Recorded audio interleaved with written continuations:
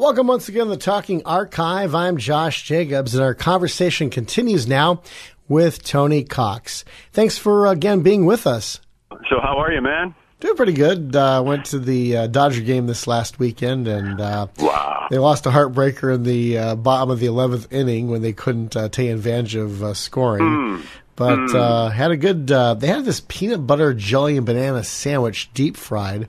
And it was a little bit different than I was expecting. It was actually more like the bread was kind of like a glazed donut with peanut butter and jelly and banana. It was actually very good. You ain't nothing but a hound dog, man. Oh, that thank you very like much. Elvis. Yeah, thank you very much. So it's a deep-fried peanut butter jelly donut. Yeah, I've seen that. Yeah. That's coming to a fairground this summer. I'm sure it is. It will be. Oh, it will be, man. We need more of those. You know, the thing is, there's an actual National Donut Day. Do we need that? Do we need a National Pizza Day? I mean, do we need that? Well, they actually have Deep Dish Day, I know, and okay. Of course, on 3/14 is Pie Day, and the Blaze Pizza has a pizza for $3.14, all the toppings you want on that particular day. And I was going, actually, this time wasn't too bad. I got there about 1 o'clock and had my pizza ready to go and take home by 1:40, so... Wow, that's pretty good. Yeah, it's hard to make a good pizza fast. It's got it's about a 30-minute thing at least, and then get it boxed up and out of there. Well, that's good. I love pizza. So I'm first of all, I apologize for going over last time. I just never shut up. And then I started looking at some of the things I've done. I forgot everything. I really don't know the specifics of what you're bringing up. I'm surprised. So I'm checking my own record for accuracy. And so when I was hired by Jerry Clifton, this is weird, man. We can talk about this later if you want, but I had just been here at KRLY AM with Steve Rivers, who left, and Terry Nelson became PD. And within 2 weeks after Rivers left, he called me. No, he didn't call me. He said, hey, Tony, have you ever thought about going to Philadelphia? And I thought, well, yeah, that'd be cool. And so, I didn't think much about it. I go home one day. I'm sitting in my apartment. I'm playing guitar, and the phone rings, and it's Jerry Clifton. I'd never heard of Jerry Clifton, and I answered, and I go, hello. And he goes, hey, man, what are you doing? And I said, I'm playing a little guitar. Well, how little is it? Do you know Jerry Clifton? It sounds familiar. All I can think about is Tony Clifton, the alter ego of Logcon. No. This is Jerry Clifton, who was the most amazing in the 1970s, even before that. But from 76 on, man, he consulted all these stations, including KSFM, WEFM, Wi-Fi, and some others, and. He was just a crazy, he still is, a wonderful person, but he's crazy. He doesn't live on this planet at all. And so he calls me, he goes, what are you doing? I didn't know who he was. I'm playing a little guitar. How little is it? And I go, who the hell is this? He goes, hey, it's Jerry Clifton, man. How'd you like to come to Philadelphia? I heard your air check, man. Steve Rivers played it for me. How'd you like to come to Philadelphia? I go, when do you want me there? How about Tuesday? And so I go, all right, cool. But by the time I had my thing scheduled to fly to be interviewed, just to meet everyone, he calls me as I get my boarding pass for Philly. He goes, hey, man, we're going to fly you first class into Chicago instead of Philly. So I went to Chicago instead, and that's and it was so cool. So I just want to make that very clear. And Don Cox from Miami, you probably don't know him. I'm talking way before your age. But anyway, these are classic old jocks that radio at the time, it was just so cool. There was a lot of money in it. It was a lot of fun because it worked without justification. We didn't have to sell it. We didn't sell anything. We gave it all away. And that was WEFM in Chicago is where you went. Yes, correct. And who was your main competition? Was it 95 and a half WMET? Well, maybe. Although they weren't as... We went crazy in Chicago. With all due respect, Chicago is the Midwest. And we brought in a lot of people from outside of the Midwest who... California boys, Miami boys, and Cleveland, and Hawaii, and top jocks. I was the lowest jock on the totem pole. I did middays. And it was just like the time when WLS on AM was the monster. It was the first year, 1977, 78, when FM became popular. Do you know why? Almost overnight. It's because General Motors, and I think it was RCA or Motorola, invented a circuit for car FM that was called a multipath filter. Because FM is a linear broadcast. And it sounds amazing, but if you're in a car and you're driving through Chicago, you're going to get phantom linear refraction off of every building. You cannot listen to FM without a multipath filter. And until they put them in cars in 77, 78, 79, and from then on, FM was stupid. You could listen to it at home, but, I mean, kids wanted rock and roll in the parking lot. They wanted to hear it on their way to school. So FM was obsolete. Maybe the audiophiles listened to it in their homes because they were stationary, and maybe a few kids, but there was no programming on FM for rock and roll or anyone except long hair orchestra music. So WEFM took over our station, American Cinema, took over that radio station after 43 years of classic radio. I think we talked about it, and we went dark for 6 hours, and then at noon on February 11th of 78, I believe it was, we kicked it off with We Will Rock You by Queen after 40 years of classic rock, and everyone came over to us. The kids all of a sudden could travel on the L, listening to transistor radios on FM, and they had little things that went in their ears. Then all of a sudden, FM became a very personal stereophonic example. It was like AM in color. It did the Technica, it did the black and white film, stereo FM, to what Technicolor did to, it did the sound to what Technicolor did to film. So these things are just fascinating. So I went back and checked him and just remembered a whole bunch of other things. So Jerry Clifton, do a little research on him. He's still around. He and his parrot and he has a unique life. He's a unique individual, Jerry Clifton. So is that who the Beatles wrote "And Your Bird Can Sing" for, maybe? And Your Bird Can Sing, yeah. Now, WEFM, what was was it freeform FM where you could decide? Oh no, it was very hot Midwest rock and roll and top 40 and disco and things. Chicago at the time was going through many changes, in the mid-'70s. And one of the big changes, we just happened to be on Madison Street in Chicago, which is number 0. If you go north of Madison. If you go south, you go south of Madison. 2 blocks away from the Sears Tower and 2 blocks from the John Hancock Center and Chicago River. It's a great place to be.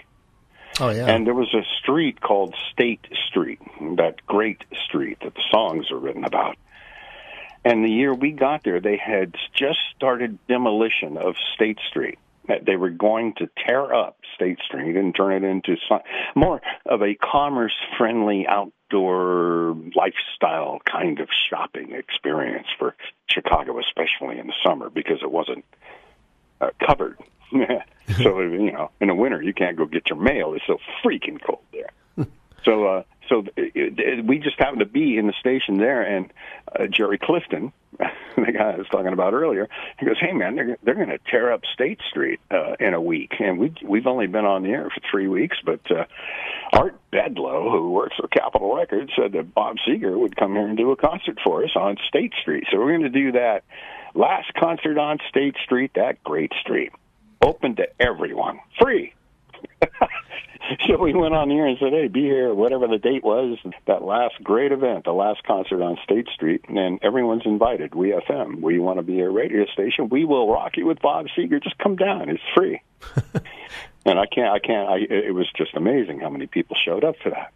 And then what he did, Clifton, a week later, these pile drivers and these excavators came in and they tore up that's an old street, and they tore up all the asphalt and things, put them into dump trucks, and Clifton goes, "Hey, let's buy about 200 pounds of those and turn them into WEFM paperweights. So I'm laminated and put our logo on them and we'll give away State Street paperweights." And all of a sudden, we were number one musically. It was just that quick to change a trend off of what was happening. It was not intentional. It wasn't analytics like it all is today. How can we do this for this and retain this and have 3 seconds of listenership and know where they came from, metadata, and then make sure that we harvest the... No, this was just pure, clean fun. It was just so cool. Effortless. And it worked. It was fun. Did Bob Seger alter his hit and sing Down on State Street? I don't remember. You know what? Oh, my God. See, you should have been with us. Honest, man.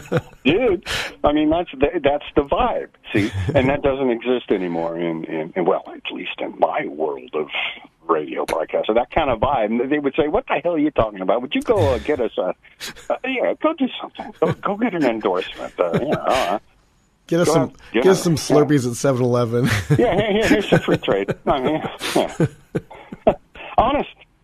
And it's only by default. It's not intentional. It's just, the sad thing being that was magic, and it worked. And the listeners won. It wasn't us.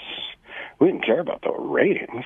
Mm-hmm. We did it because we loved watching how communication and bringing people together through music, content, entertainment, and beautiful presentation is like being part of a fine restaurant that serves the same steak as another restaurant that doesn't present it in the same elegant way. And that's the finesse of broadcast programming. It isn't the analytics. It isn't the end results of ratings or anything. It's what you feel as the jock on the air. You know when you touched a listener. You know it. You answer the phone and they tell you. That's better than any research. Oh, my God. I mean, you're selling to those people, only you're giving it away. You are selling it because you're vying for their attention, which is your paycheck. It isn't the advertisers that pay you. It's the listeners that give you their attention. That's your monetary return for investment of being an artist. Oh, yeah. By the way, what was your favorite deep dish pizza in Chicago? Who made the best deep dish, in your opinion? Wow. You're going to hate this. You are going to hate this. I'm not a deep dish fan. I enjoyed it. I'm a kind of a New York pizza kind of thing. Oh, okay. Yeah, and that's just my preference. Yeah. And it's weird because I can't put my finger on it. It's got everything. It's got the layers. It's like the cake of pizza. If you were to make the perfect pizza cake, it would be a Chicago deep dish. And one of the best, I can't remember, Harry's or one of the best pizza places was right around where I lived. And I was just looking for good Mexican food back then, and I didn't.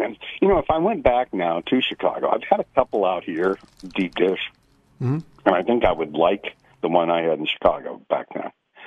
But being from California, going to Chicago, never really having had a deep dish, I thought it was like, oh, that's a little bit too much for me. I grew up on Shakey's Pizza out here in California. Oh, yeah, Shakey's. Yeah, I went to school with his kids. I mean, I knew the guy. So, but he set kind of the precedence of the California kind of. I don't even know what it is. But in Italy, do they have deep dish? I have a friend there right now. I should call him. Yeah, we should ask him because they have an Italian pie, but I'm not sure if it's deep dish or. Yeah, and that's a pizza pie. Yeah, maybe so. Yeah. And how long were you at WEFM? I was there. I survived 2 winters, so not quite 24 months. And when I say survived 2 winters, I'm just not cut off for 90 below zero. I'm a California boy.